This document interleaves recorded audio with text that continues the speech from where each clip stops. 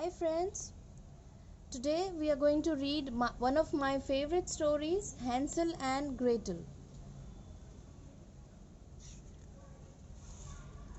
Once upon a time, near a big forest lived a poor woodcutter and his wife and two children, Hansel and Gretel.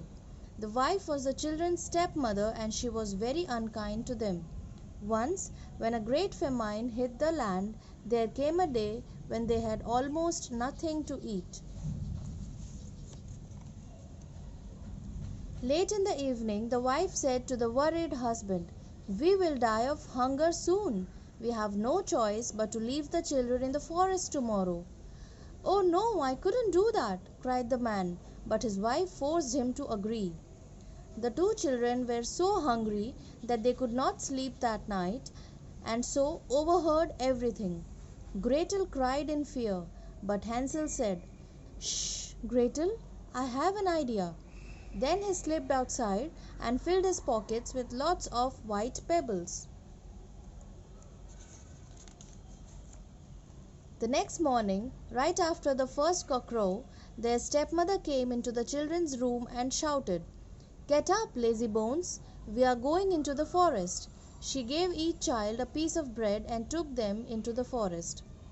Every few steps, Hansel stopped, gazed back toward the house, and dropped a pebble on the ground. His father called out, "Hansel, what are you doing?"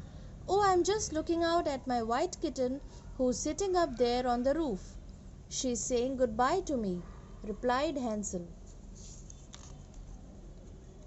When they reached the middle of the forest, their stepmother said, "Have a rest.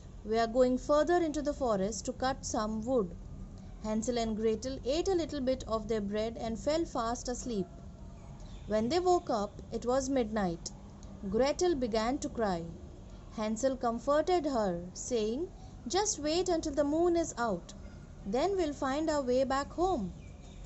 When the moon rose high in the night sky, they followed the pebbles, which were shining like new pennies. They made their way back home. When their stepmother saw them, she wondered how they had returned, but later found out that the road was dotted with white pebbles. That night, before Hansel and Gretel went to bed, their stepmother locked the doors so that they could not go out to collect any more pebbles. But Hansel comforted his sister, saying, "Don't cry, Gretel. I will think of something."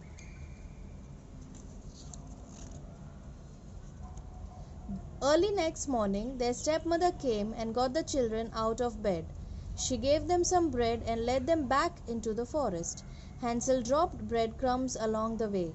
He did not notice that the birds of the forest were eating the breadcrumbs.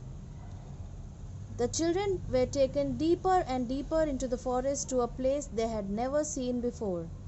Then their stepmother told them to have rest while she and her husband went to chop wood further into the forest. When evening came, Hansel said to his little sister, "Just wait until the moon comes out, then we can easily find our way home." But the birds had eaten all the breadcrumbs. "Can't we go home? Are we going to die here?" said Gretel. "Don't worry, Gretel, I will look after you," said Hansel, as they wandered even deeper into the forest. Soon they were so tired and hungry, they lay down under a tree and fell asleep. The next day, when the chirping of the birds woke the children, they could smell something sweet in the air. They followed the sweet smell and soon came to a little cottage. "Oh, look, Gretel, this is a gingerbread house. The roof is made of cake and the door is made of chocolate," shouted Hansel. "I'll have a piece of the door," said Gretel, and they started nibbling at the cottage. All of a sudden, a shrill voice cried, "Nibble, nibble like a mouse. Who is nibbling at my house?" Frightened, they looked behind them and there stood an old witch with red eyes. She crowed, "He, he, he! You smell so tasty. I shall eat you both because you ate my house." Then she shut Hansel in a little stable.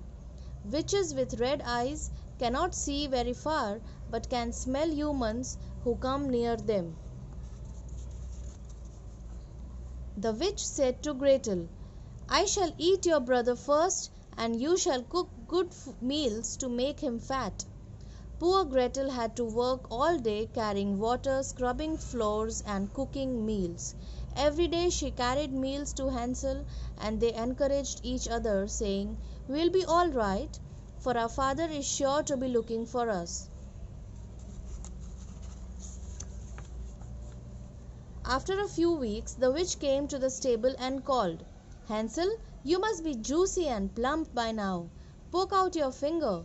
But Hansel poked out an old bone, and the witch, whose eyes were dim, thought he was not fat enough, so she decided to eat Gretel first. "Gretel, crawl into the oven and see if it is hot enough to bake the bread," she ordered. The witch was going to shut the oven door and roast Gretel, but Gretel said, "I can't open the door." "Stupid child, I'll open it," the witch cried. Then Gretel, seizing her chance, pushed the witch with all her might and slammed the door shut. Hansel and Gretel filled their pockets with jewels they had found in the witch's house. Then they remembered the witch's friends would arrive soon to help her to eat Gretel, so they set off to find their way out of the forest. After walking for some hours, they came to a huge lake. They were wondering how to cross it when a white swan swam up to them and said, "Get on my back." The swan carried the children, one after the other, across the water. The swan carried the children to the far edge of the lake and then swam away.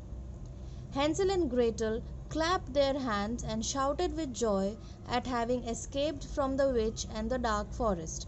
Their father, who had been searching for them, heard their shouts and came running towards them. He had never had a moment's peace since the day the children had been left in the forest. He was so happy to see his children again, and after he had sold some of the jewels Hansel and Gretel had brought back with them, they were never hungry again, and they all lived happily ever after. Thank you, children. I'll be back again with another very good story very soon. Bye bye.